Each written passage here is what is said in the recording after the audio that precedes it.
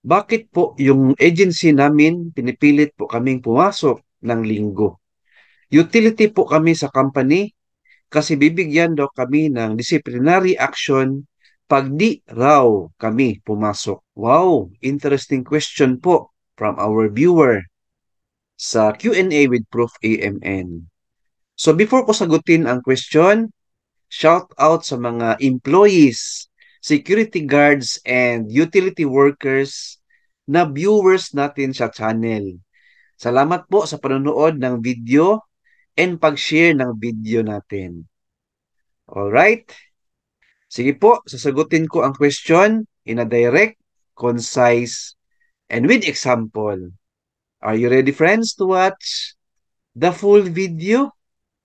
If yes, so let's get started.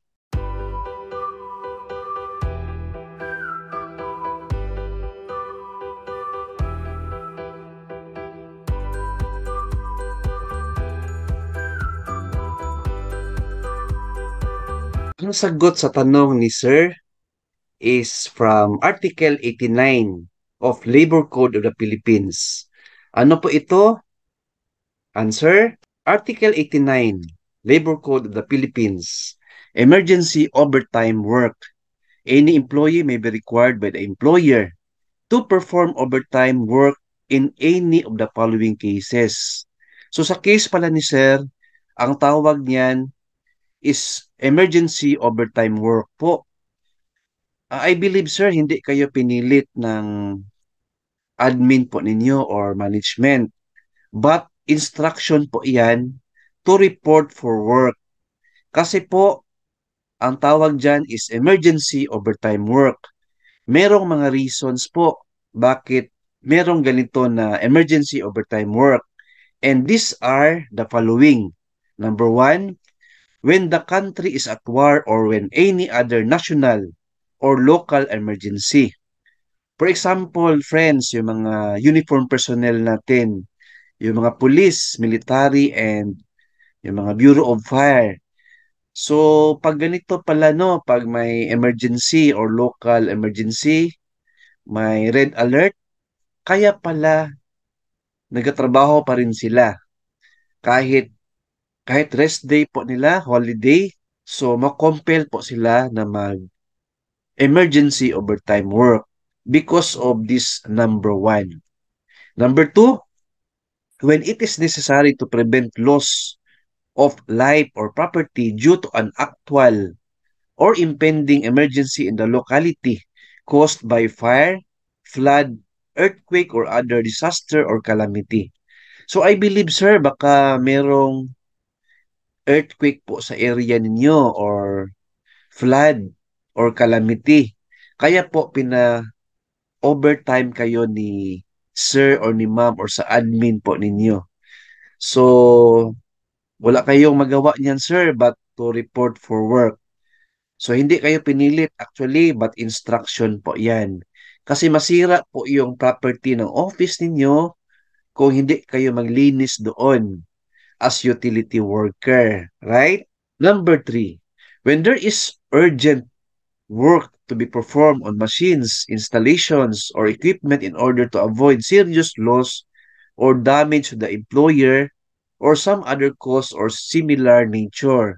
So almost the same sa number two, no? Yung mga gamit, mga machine, equipment, masisira po yan pag hindi kayo maglinis o magtrabaho sa ganyan na sitwasyon.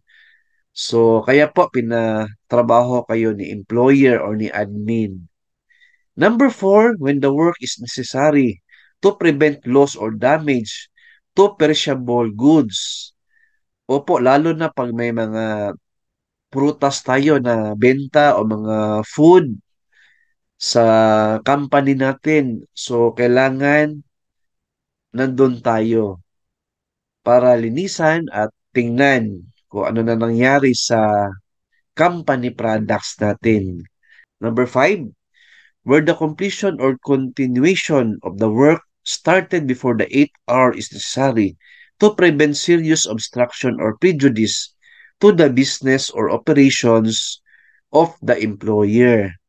Siguro po, kung nandun na tayo sa work, tapos need to overtime kasi hindi pa natapos yung trabaho. For example, may ginagawa kayo sa, halimbawa lang, nasa ano kayo, water utility. Tapos may inayos kayo na pipe. Tapos 5 o'clock na, uwian na. Pero ang problema is hindi pa tapos yung trabaho, kailangan po tapusin ang trabaho.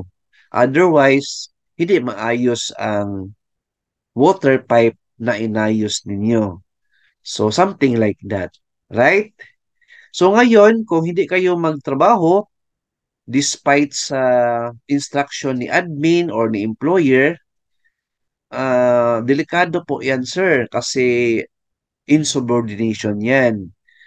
So, grounds po yan for termination. Kaya merong sinabi mo kanina, disciplinary action. Kasi nga may instruction na emergency overtime work pero hindi kayo nagpunta, insubordination po yan. So, delikado po yan. Anyway, sir, if merong emergency overtime work, meron po tayong additional compensation po niyan. If I'm not mistaken, may dagdag po yan na 30% sa daily rate po ninyo. Nandyan din yan sa Labor Code of the Philippines. Alright? So hope na nasagot ko yung question po ninyo, sir. Thank you for watching. And please like, share this video, and subscribe my YouTube channel. Thank you. God bless. And 2 thumbs up.